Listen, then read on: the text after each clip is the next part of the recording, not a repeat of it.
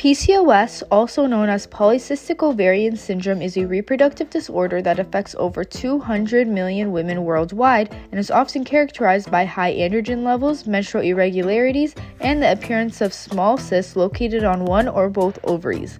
Although the cause of this reproductive disorder remains unknown, scientists have discovered key differences in physical attributes as well as hormonal levels that affect reproductive processes like the follicular cycle. Throughout this animation, we will be discussing the follicular cycle and how it is interrupted in PCOS patients.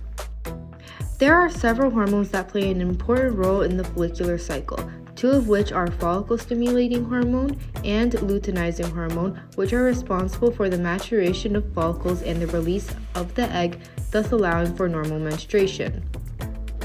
The follicular cycle is divided into 3 stages of gonadotropin-independent development, while the last 3 stages are dependent on gonadotropin. First are the primordial follicles, where the egg is unfrozen and maturation occurs. Then, primary follicles form. The oocyte or egg becomes bigger in size and is surrounded by granulosa cells, which are responsible for estrogen and progesterone production. Secondary follicles are characterized by the proliferation of granulosa cells and the development of theca cells responsible for testosterone. After that, we have the antral follicles, where a fluid-filled space begins to form called the atrium. Then, we have the preovulatory follicles. Swelling of the atrium continues. Lastly, we have ovulation, where an LH surge bursts the follicles, which allows for the mature egg to exit and the formation of the corpus luteum.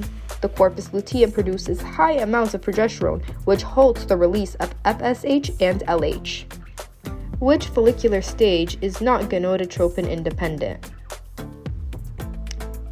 The correct answer is antral follicles. Which of the following shows the follicular stages in the correct order? The correct answer is C. In women with PCOS, however, the follicular cycle isn't always as smooth. According to recent studies, women diagnosed with PCOS present lower levels of follicular stimulating hormone and higher levels of luteinizing hormone when compared to women with normal reproductive function. Due to reduced levels of FSH, it prevents the maturation of follicles, which can explain the halt in development past the antral phase. This leads to a greater amount of follicles in the gonadotropin-independent stages, which are the primordial, primary, and secondary follicles. As a result, the follicles remain undeveloped, meaning that ovulation cannot occur and the structure remains inside the ovary. This results in multiple follicular cysts, which is a characterization of PCOS patients. In addition, if ovulation does not occur, then the corpus luteum cannot be formed. When there's no corpus luteum, progesterone decreases, leading to constant high production of luteinizing hormone. This can explain the thickened layer of theca cells, leading to abnormally high levels of testosterone, resulting in some physical attributes of PCOS, like hirsutism and acne. Although research on reproductive health is still in its beginning stages, there has been a valiant effort to better understand PCOS.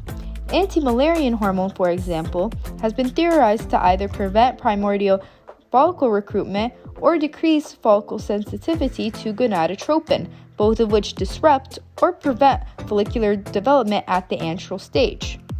All in all, PCOS is a prevalent reproductive disorder that affects millions of women worldwide, yet the reason for its onset remains unknown.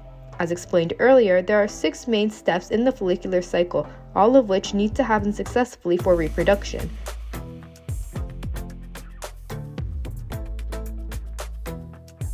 Which of the following is a true statement? The correct answer is D. What role is anti-Müllerian hormone hypothesized to have in PCOS pathophysiology? The correct answer is D.